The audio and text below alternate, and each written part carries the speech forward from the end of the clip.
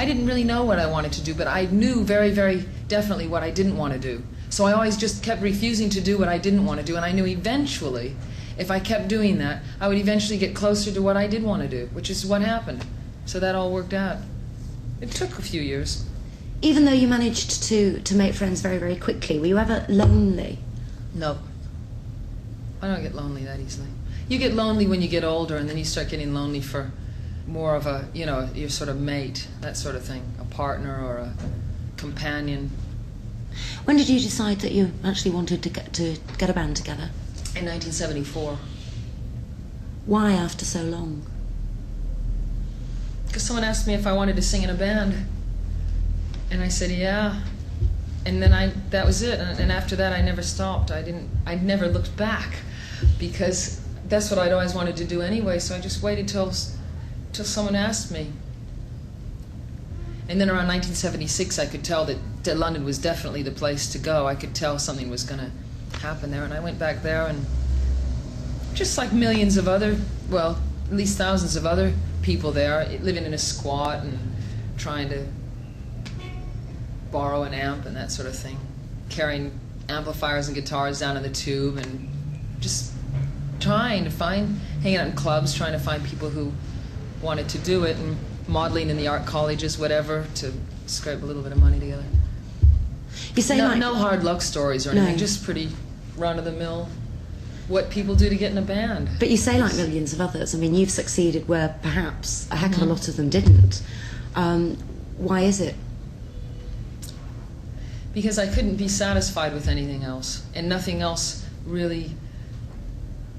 I didn't care if I had a record player or a car or a place to live or anything. Those things were never of any importance to me, or clothes or anything.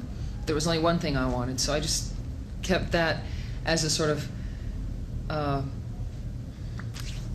guideline for where my priorities. It was always that.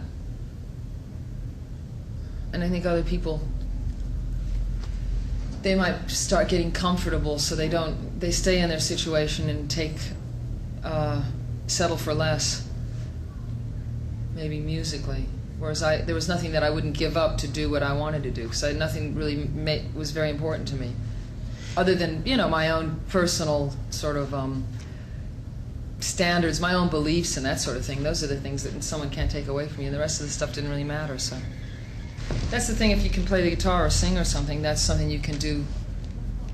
No one can have that. No one can take that away, so that means you're always sort of wealthy in that respect. And to me, that's the true nature of wealth, is that you have something that comes from within. Well, you're very lucky in that respect then, aren't you? Because, I mean, people that don't have that talent, haven't got anything if they haven't got any material goods as well. Well, no, not if you enjoy something in life, and if there certainly is more, then you don't have to have a talent. You can have a talent for just appreciating, you know, the humors of the day and that sort of thing, and you can find a kind of wealth in that. You know, I mean, you can just go down to your local laundrette, and you can see a couple of old girls there who are, you know, they might not have very much. I mean, this is going to sound a bit cliched, but you know, they've got a lot if they can laugh and just enjoy your basic things, and you can't really find that. That's done. That comes with the individual. That's really not anything to do with all this stuff that you can pick up along the way. But I mean, I like my things, you know. I like things, but they're not really terribly important to me. In 1976, when you said that you could actually feel that something was happening, what sort of things were you aware of? I mean, were you involved in that whole scene at all? You could just tell. There was an excitement, you know, it's just something in the air. And you can just feel that. So you obviously got involved in it. Did you think at that particular point it was going to be a long-term thing, or what? I wasn't looking for a career. That's how I ended up doing this, because I didn't want a career. So the best thing to do is to get into a rock and roll band. That's the irony, is that it does sort of turn into a career. But then you can make it what you want, really, if you don't let it kind of determine your life, which I won't do, so. At what point, though, did you realise that you were successful and it looked as though this thing was going to carry on? I don't know. just about now, I think. I wasn't really sure before. I know now I could go away for a couple of years and make a record, and I probably could, someone would be interested in it. I just don't feel, I can just keep going as long as I want to, because I think anybody can. I think anyone can do pretty much whatever they want to do. Just do it, though.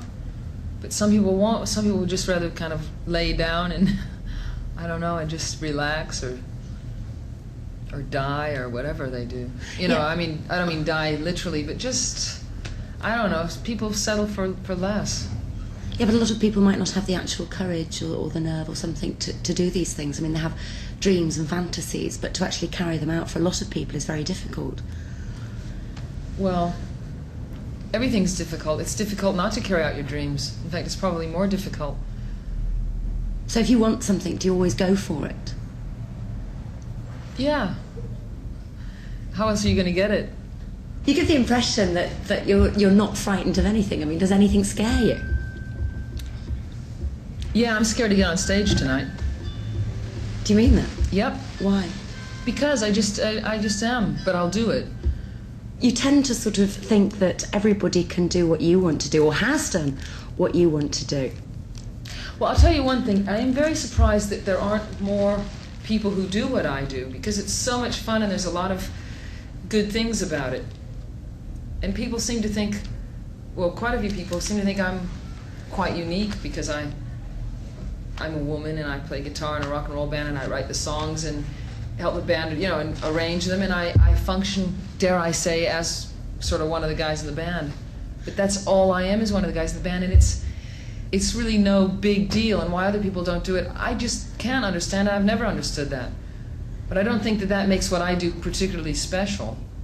But isn't that a factor of the music business? I mean, because people still talk about women in the music business as though there's some sort of exception. Yeah, and it's kind of hard to do what I'm doing when you're having babies and stuff, which is, you know, naturally what women are going to do, or at least in the real world, it's what women would do if they weren't given so many choices about it. So, I mean, that's why it's taken a long time for women to do it, because now they are given a lot of choices, you know. They have abortions if it's not convenient to have a kid, or they're taking birth control or whatever if they want to have a sex life, but they don't want to reap what they're sowing. And then they have their careers. I find it all a bit peculiar, even though I personally have, you know, been a part of it for a long time. I don't know. I'm just making my own little way. But and I've got a kid as well. I kind of like to do it all. I want to meet everyone and learn every language and go to every country and do every job, but you know, that's what I like. Well, of course, Natalie's with you on the tour, isn't she? Oh yeah. I mean, I can't be away from her because I'm her mother. Yeah. If it came down to the point to a thing where in order to go on tour at her age, if I had to leave her, well, I just wouldn't go on tour. That's simple enough. But as I'm able to bring her, and then when she's a bit older, I'll try to cut the tours down so that instead of going out for 6 months, I'm out for 6 weeks somehow, which will mean playing in bigger places if we can sell them out, or less places or whatever. I can always accommodate it. I believe in life, you know. I think you have to kind of work things around your life, not work your life around your other things. But there are people who would consider you to be a career woman. I am, I guess. I've got a career, so I must be. But if it came to the choice, I mean, Natalie would come first. Oh yeah, of course. But that's like when you talk about coming to a choice, it's like the guy who says, "Look, darling, you know, what's more important to you, me or your job?" And that's like asking someone, "What's more important to you? Is it your sense of hearing or your sight?" You know, I mean, these things are all part of your life. You don't really start trying to, you know, just determine what's sizing one up to the other, you know, which is more important, or it's either me or that kind of thing. People put choices to them like that a lot, but that's not very realistic. Can you ever see it changing so that it will become the norm that you can have babies and still carry on working? Because it is still the exception to the rule. I think that's down to the individual anyway, and the only reason it's an exception to the rule in this case is because that I can afford to have a nanny come out with me and help me. I think it's like sort of immoral to leave your kid in pursuit of your own personal interests. And I wouldn't do that, or even dream of doing it. Have you always wanted to have children? No, I hadn't.